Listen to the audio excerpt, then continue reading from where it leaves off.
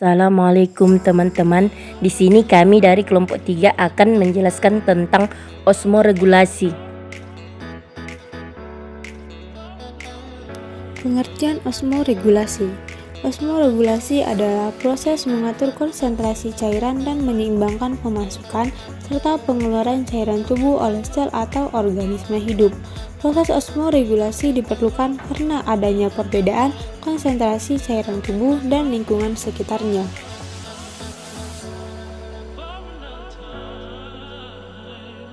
Peran osmoregulasi. Osmoregulasi memiliki peran sangat vital bagi hewan. Peranan tersebut diantaranya: yang pertama, mengatur jumlah air yang terkandung di dalam cairan tubuh sehingga tekanan osmotik tetap stabil. Yang kedua, menjaga dan mengatur kestabilan kadar zat-zat terlarut dalam cairan tubuh seperti ion, natrium, kalium, magnesium, besi, dan lain sebagainya. Ion-ion ini sangat vital dalam metabolisme seperti kerja enzim sintesis protein, pigmen respirasi, permeabilitas otot, aktivitas listrik, dan konsentrasi otot. Yang ketiga, mengatur dan menjaga kestabilan pH cairan tubuh.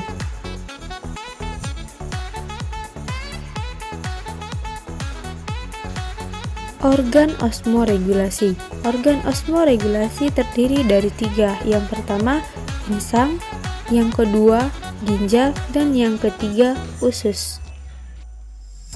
Regulator hiposmotik menghadapi 2 masalah fisiologik.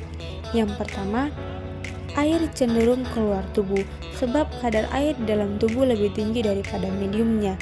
Yang kedua, zat terlarut cenderung masuk ke dalam tubuh sebab kadar zat terlarut di luar tubuh lebih tinggi daripada dalam cairan tubuhnya.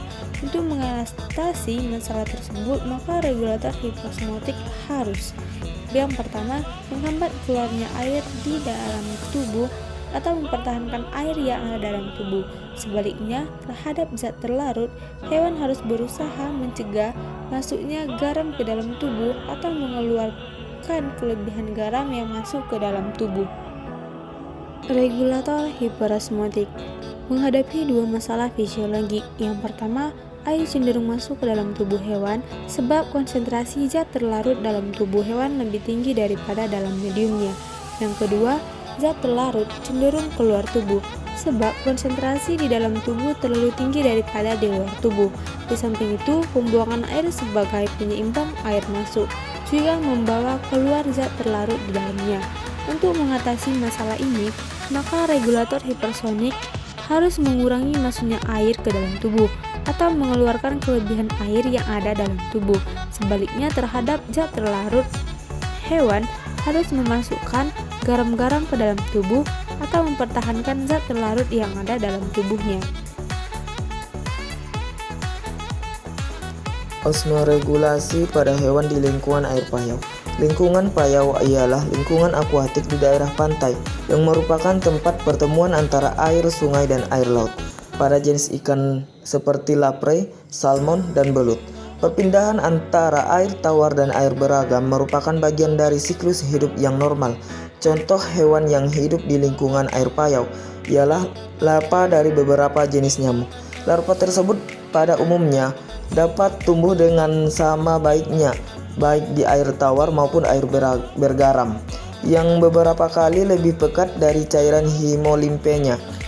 Bahkan larva tersebut juga dapat menoleransi kadar garam yang 3 kali lebih tinggi daripada kadar garam air laut.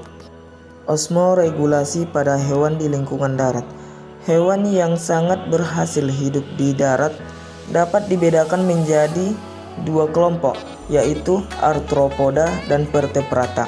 Kemampuannya untuk hidup di darat telah membuat 2 kelompok hewan tersebut dapat meningkatkan perolehan oksigen, namun mempunyai masalah besar yang berkaitan dengan pengaturan keseimbangan air dan ion.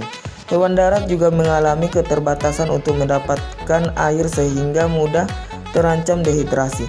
Kehilangan air dari tubuh hewan darat dapat terjadi dengan sangat mudah melalui penguapan. Air yang hilang tersebut harus diganti.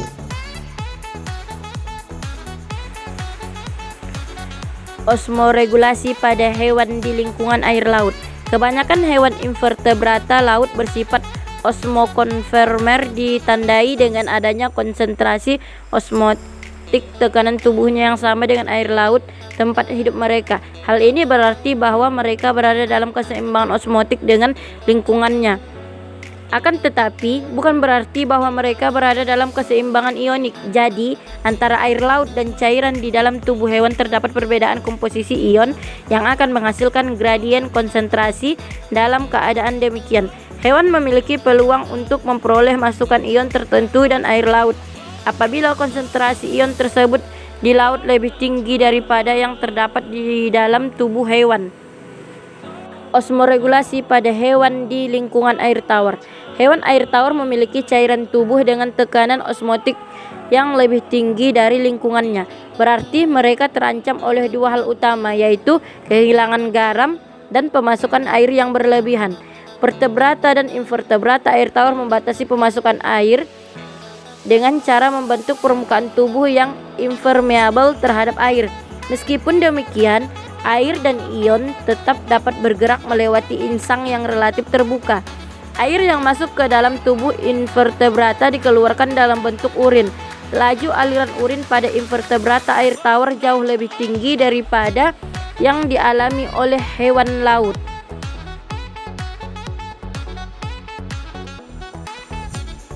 Terima kasih teman-teman sudah menonton video pembelajaran kami.